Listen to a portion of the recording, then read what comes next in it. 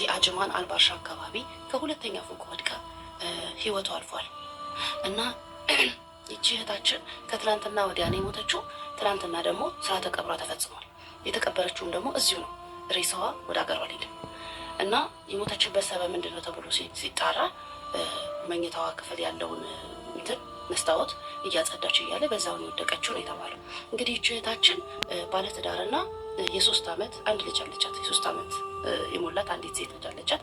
እንግዲህ የሰፈሯ ልጅ አብሮ አደጓ ለቅሶ ልትደርስ መጥታ እስኪ ቤታቸውን አሳየኝ ስትልና ለቅሶ ላይ ያለው ባለቤቷና አጎቷ እና 2 ሰዎች ናቸው። 4 ሆኖ ነው ቁጭ ያሉት እና በጣም ነው የምታሳዝነው።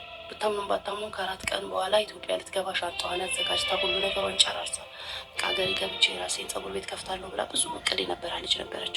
ግን ያው ማንም ሳያውቅላት ማንም ሳይሰማላት እንግዲህ ወደማይቀርበት ዓለም ሄዳለች ማለት ነው። እና በዚህ አጋጣሚ እህቶቼ መስኮት ስታጸዱ፣ እንደዚህ ውጭ ነክ ነገር ስታጸዱ ራሳችሁን ጠብቁ፣ ተጠንቀቁ። አይታወቅም ምን እንደሚፈጠር እና ፈጣሪ ብቻ በጣም ነው የሚያሳዝነው። እንግዲህ ባለቤቷ ሱዳኒ ነው። እሱም ሲጠየቅ ምሳ በልቼ ምሳ በልተን እናቴ ካልወሰደች ስላት አይ ቤት አጸዳለሁ ብላ ነው የቀረችው። ከዛ በኋላ በቃ የሚገርማችሁ 7 ሰዓት ከ13 አውርተዋል። ሻንጣና ልጅቷን አዘጋጂ እየመጣው ነው እና ይዣችሁ ሄዳለሁ ብያት አለ። ከዛ በዛው ደቂቃ ነው የወደቀችው። በዛው ቮይሶ መልሳለት በዛው ማለት ነው። እና በጣም ነው የምታሳዝነው። መድኃኒዓለምን ደግሞ ማለት ነው እህቶቼ በእግዚአብሔር ተጠያየቁ። ጀነት ያርግላት፣ ልጇን የሚያሳድግላት ያረብ። ቀን ከምንም በላይ ለሆነው እዛ ጋር እመጣለሁ ብላ ጠብቁኝ ብላ ተስፋ ለሰጠቻቸው ቤተሰቦቿን ፈጣሪ ያጽናናቸው። ምን ብዬ ነው እስኪ ያን ቪዲዮ ማጠፋው? ማንን ጎዳው? ማንን ነካው? እነሱ ለምን ባሏ ሱዳኒ ነው አልሻሉ? እንግዲህ ቤቱ የሱዳኒ ቤት በመባል ነው የሚታወቀው። የሚታወቀውም የዚህ የሱዳኒ ሚስት ነው የምትባለው ከዝናው ጀምሮ ማለት ነው እንጂ እኔ ዲፕ እኔ ምስጢረኛቸው አይደለው። ሚስጥር አይነግሩኝ፣ ሚስጥር አልነግራቸው። ገብቼ ወጥቼ አላቅ ቤታቸው ላይ ኢቭን በአካል አላቃትም ልጅቷን እኮ። ስለዚህ ይሄን ለምናሽ አንቺ በእሷ ቪዲዮ ሰርተሽ ገንዘብ እየሰበሰብሽ ነው አሉ ማለት ነው። ልጅቷ የደላት ናት፣ የሞላላት ናት፣ በክብር አስቀብረናታል፣ የተንደላቀቀ ቤተሰብ ነው ያላት። አንቺ በእሷ እየነገድሽ ነው አሉ። የነገድኩበትን ማስረጃ ይዘው ይምጡ። አሁን ገነት የምትባሏ ቤት ገብታ የዛተችብኝ የዛተችውን ያደረገችው እዛው ተነጋግረው ስልክ ቁጥሬን ለባለቤቷ ሰጥተው ባለቤቷ እኔ ጋር እንዲደውል ያደረጉት እነሱ ናቸው። ነገሩ ወደ መልካም ተቀይሮ እንጂ እኮ ማለት ነው። ይህ ሰውዬ እውነት እነሱ ባሉት ቢመራ ኖሮ ዛሬ እኔ እስር ቤት ነበርኩኝ ወይ ደግሞ የሆነ ነገር አድርገውኝ ነበር። ከፎቅ ወድቃ ህይወቱ አልፏል። ከ4 ቀን በፊት ከ2 ቀን በፊት እና ያው ዘርፌ ቪዲዮ ሰራች። እንደዚያ ተጠያይቆ ራሳችሁን ጠብቁ፣ እዚህ ቢልዲንግ ላይ ሀዘን ደርሳ የነበረ እሷም እና ጥቂት ሰው ነበር ያየችው። ሀዘኑ ላይ ካለመጠያየቃችን ሀዘናችን ራሱ እንደዚህ በሚያሳዝን መልኩ 4 ሰው 5 ሰው ባለበት ነው ቢሆን ያለው እና እንጠያየቅ በሚል ቪዲዮ ሰራች። ከዛም የልጅቷ ዘመድ የአክስት ልጅ አጎት ምናምን ብቻ ሳንበዲነን የሚሉ ቪዲዮ አጥፊ እንገልሻለን ምናምን ብሎ እስከ ማስፈራራት ደረሱ። ከዛም ስልኳን ለባልየው ላኩና ኦዲዮ ላኩለት ለባልየው እንዲህ እያለች አንተ ገፍትራ መገደል ኬተው እያለች ያለችው ልጅ ምናምን አሉት። እሱም ሰው ደወለላትና ጠየቀ። ኖኖ ቋንቋውን አስተርጉምና ስማ አለችው። ሲሰማ ደግሞ መልካም ነገር ነው እኮ ያልሽው ነው ብለው ተታርቀዋል። ኦልሬዲ ባልየው ጥሩ ነገር ነው ያልሽው ምንም ክፋት የለውም የሚለውን ነገር ተረድቻለሁ ብለው ተግባብተዋል።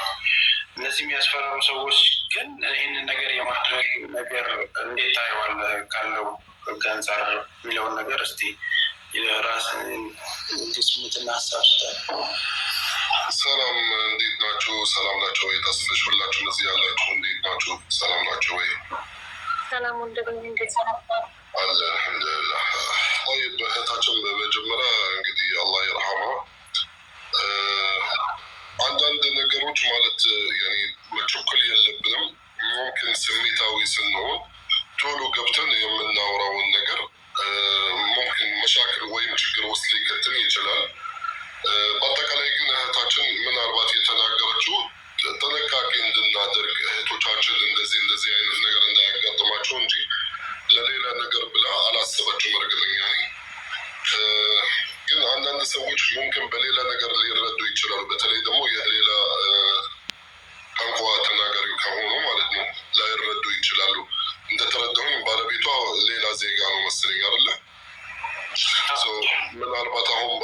ሚዲያ ሲወራ በደንብ ላይ ገባቸው ይችላሉ።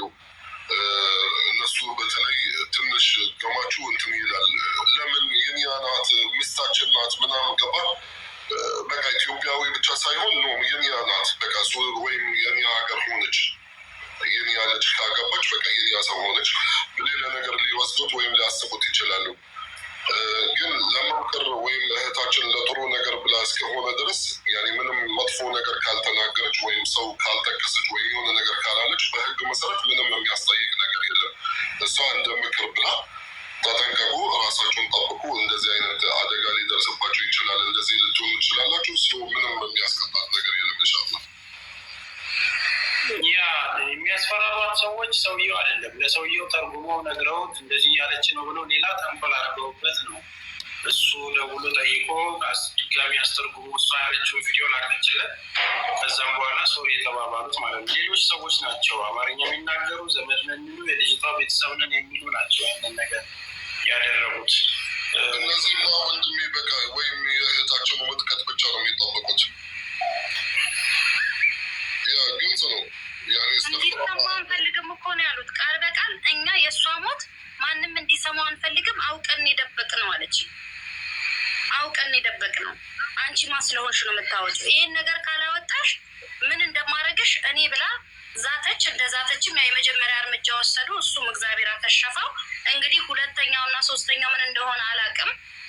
በቃ ያ ነው እኮ አንቺ ማለት ነው ወይም ችግር ውስጥ ሊከቱሽ ስለፈለጉ ነው። ያው ወይም ከአንቺ ጋር የግል ጸብ አለባቸው ወይም ቀንቶብሽ ሊሆን አይታወቅም። እንግዲህ ምን እንዳለ እንጂ አንቺ ማለት ምንም መጥፎ ነገር እስካልተናገርሽ አሁን ለምሳሌ እሱ ነው የገደላት ካልሽ ይሄ ማለት ከባድ ነው። ገባሽ? ይሄ ማለት በህግ ያስጠይቃል። አንቺ ማለት ሲጀመር እሱ ነው የገደላት። መርማሪ ነሽ፣ ፖሊስ ነሽ፣ ምንድን ነሽ?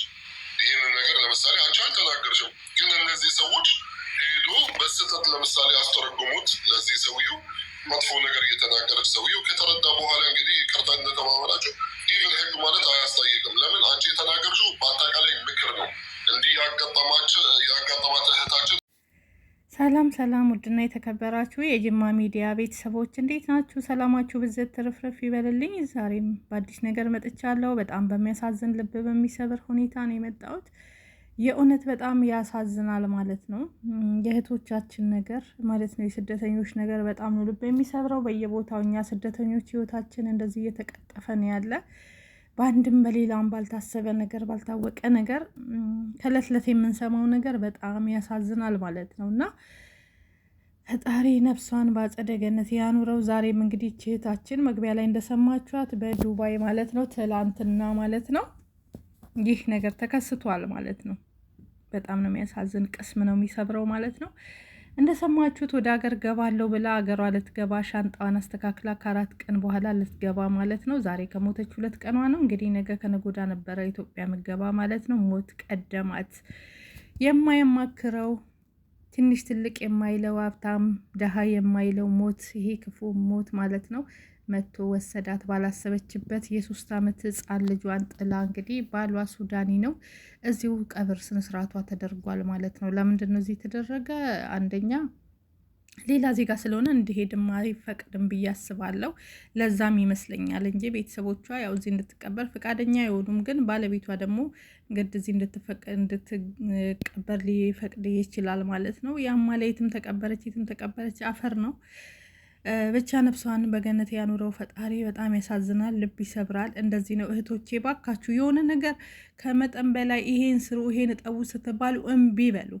እኔ ልንገራችሁና እኔ የምሰራው 4ኛ ፎቅ ላይ ነውና 4ኛ ፎቅ ላይ በውጭ በኩል ሙከየፍ ኢሲ አለ ታውቃላችሁ አይደለ? እሱን ምን አለች ይመስላችሁ ሴትዮ፣ ከምሬ ነው የምላችሁ እመቤቴን እንትን እያለ ውሃ እየተፋ አስቸገረ ማለት ነው። በቃ ስንከፍተው ውሃ ያፈሳልና አዋራ ሞልቶበት ነው አለችኝ። እዚህ ላይ ውጭና አለችኝ። የምንትኑ እንደ ደረጃ ነገር አለው አይደለ? አይታችሁ ከሆነ የሙከየፍ ፎቅ ላይ እዚህ ላይ ቁጭ በይና አለችኝ። አልኳት ይሄን ረግጠሽ አለችኝ። በመስኮት በኩል ተወጪና ከመስኮቱ ላይ ደግሞ ራሱን ሙከይፉ አለ የሚቀመጥበት ነገር የሆነ ጣውላ ነገር ካያችሁ ሁሉም ቤት ይሄን እርገጭና አለችኝ። ውሃ እየደፋሽ እጠቢው አለችኝ። አልኳት እጠቢ አለችኝ። እኔ አላጥብም ፈራለሁ አልኳት።